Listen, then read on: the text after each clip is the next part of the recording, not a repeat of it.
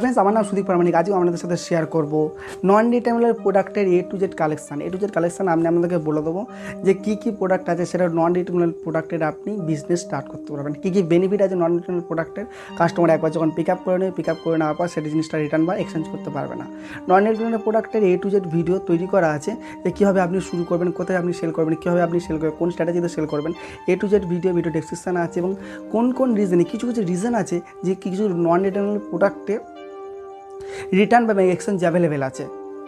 ব্যবসা শুরু করার আগে আপনাকে এই দুটো অবশ্যই জানার দরকার। ভিডিও ডেসক্রিপশনে ভিডিওর লিঙ্ক আছে, কাইন্ডলি দেখে নেবেন।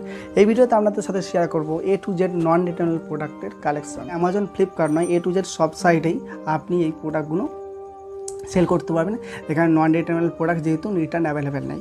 তার প্রথমত কী হবে, কোনো সফটওয়্যার, কম্পিউটার জন্য কোনো সফটওয়্যার হতে পারে এবং ফিল্ম মেকিং সফটওয়্যার হতে পারে, যে কোনো সফটওয়্যার হতে পারে এবং ফিল্ম মেকিং সফটওয়্যার হতে পারে, এডিটিং সফটওয়্যার হতে পারে এবং টিভি শো হতে পারে, যে কোনো TV show, computer pass. TV শোর মধ্যে যখন বলবেন নেটফ্লিক্স একটা আছে, এখান থেকে আপনি যখন একবার পারচেস করে নেবেন সেটা কোনোভাবে রিটার্ন বা এক্সচেঞ্জ করা যায় না। তাহলে কম্পিউটার পার্টস হতে পারে, হার্ডওয়্যারের পার্টস হতে পারে, সফটওয়্যারের পার্টস হতে পারে, সেখানে কোনো স্কুল সাপ্লাইয়ের কিছু প্রোডাক্ট, কিছু প্রোডাক্ট বলতে যেমন কোনো বুক হতে পারে, কোনো খাতা হতে পারে, এই যখন একবার কাস্টমার পারচেস করে নিচ্ছে তখন কোনোভাবে সেটা রিটার্ন বা এক্সচেঞ্জ করতে পারবে না। পেন হতে পারে, ঠিক আছে। ক্লথস ক্যাটাগরিতে মধ্যে আসছে প্রথমে ইনার ওয়্যার হতে পারে, সেটা লেডিস জেন্টস সবে inner wire.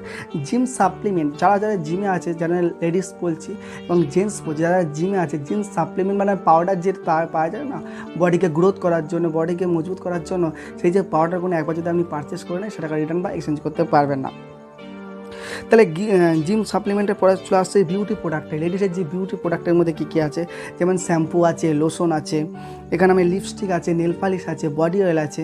A to Z যে কালেকশানগুলো, বিউটি কালেকশানে A to Z কালেকশান সবই কিছু এখানে আপনি কোনোভাবে রিটার্ন করতে পারবেন না, বা এখানে এই জিনিসগুলোর উপর আপনি নিজের ব্যবসা স্টার্ট করতে পারেন। তারপরে কিছু বেবি প্রোডাক্ট আছে, সেই বেবি প্রোডাক্টের যেমন স্যারাল্যাক্স বলে একটা বেবি প্রোডাক্ট আছে, সেখানে মিল্ক পাউডার সাপ্লিমেন্ট আছে, সেগুলো কোনোভাবে সেটাকে আপনি রিটার্ন বা এক্সচেঞ্জ করতে পারবেন না। থার্ড আসছে বেবি লোশন। বেবি লোশনের অনেক কিছু আছে, সেইগুলোকে আপনি রিটার্ন বা এক্সচেঞ্জ করতে পারবেন না। বডি ক্রিম আছে, বেবিদের বডি ক্রিম আছে, সোপ আছে, শ্যাম্পু আছে, এগুলোকেও।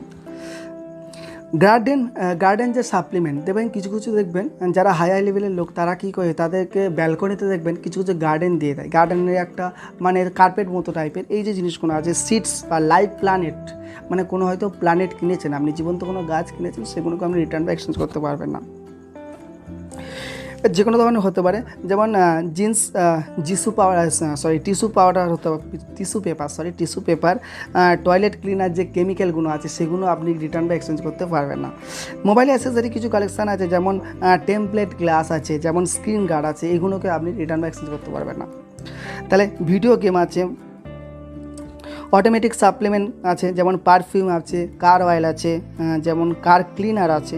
জুয়েলারির মধ্যে আছে গোল্ড কয়েন, সিলভার কয়েন, এগুলোকে আপনি রিটার্ন বা এক্সচেঞ্জ করতে পারবেন না। আপনাকে যখন প্রোডাক্টটা কিনবেন, প্রোডাক্টের রেটিং দেখবেন, রেটিং দিকে আপনি প্রোডাক্টটা কিনবেন এবং যখন আপনি সেল করবেন আপনি জেনুইনলি সৎভাবে সেল করবেন। এমন প্রোডাক্টটা নয় যে একটা প্রোডাক্ট দেখাচ্ছেন অন্য প্রোডাক্টে করছেন না। যখন কোনো মানে সবসময় সৎ হয়ে কাজ করার চেষ্টা করবেন, আজ নয় করেন আপনি সাকসেস অবশ্যই হবেন। ভুল যদি করেন তাহলে ওপরওয়ালা আছে কিন্তু সবসময় আপনাকে দেখবে। সবসময় আপনাকে বলবো বিজনেসের মধ্যে সবসময় অসৎ জিনিস কেউ পছন্দ করে না, সবসময় সৎ হয়ে থাকুন, দেখবেন অনেক বেটার ফল পাবেন। তাহলে মিউজিক্যালি কিছু ইনস্ট্রুমেন্টের মধ্যে আছে মাউন্ট অর্গামেন্টস এবং হারমোনিয়াম আছে। এই যে প্রোডাক্টগুলো আপনাকে অ্যামাজন, ফ্লিপকার্ট, মান্ত্রা বা অন্যান্য যে রিসেলিং অ্যাপ্লিকেশান শপ-অন-জিরন, গ্লোরোট এবং এখানে সব যে রিসেলিং অ্যাপ্লিকেশান আছে সেখানে আপনি সেলার হিসাবে কাজ করতে পারেন। এবার সেলার হিসেবে যদি না কাজ করেন, আপনি যে কোনো ধরনের রিসেলিং অ্যাপ্লিকেশান হন বা অন্যান্য অ্যামাজন অ্যাফিলিয়েট থেকে প্রোডাক্ট এনে, মানে এই যে প্রোডাক্টগুলো আছে এইগুলো আপনি রিসেল করতে পারেন, রিসেলার হয়ে রিসেল করতে পারেন, অ্যামাজন অ্যাফিলিয়েটার করতে পারেন। করলে কী হবে, এগুলো যেহেতু রিটার্ন অ্যাভেলেবেল নেই, যেহেতু মার্জিন আপনাকে একবার প্রোডাক্ট পারচেস হয়ে গেল কোনোভাবে, আমরা মার্জিন অবশ্যই কাস্টমার আপনাকে মার্জিন অবশ্যই দেবে, এবং কাস্টমার বলছে অবশ্যই কোম্পানি থেকে আপনি মার্জিন পেয়ে যাবেন। ভিডিওটা ভালো লাগলে অবশ্যই লাইক করবেন, বন্ধুদের সাথে শেয়ার করবেন, চ্যানেল নতুন হয়ে থাকলে অবশ্যই সাবস্ক্রাইব করবেন। Thank you so much watching this video.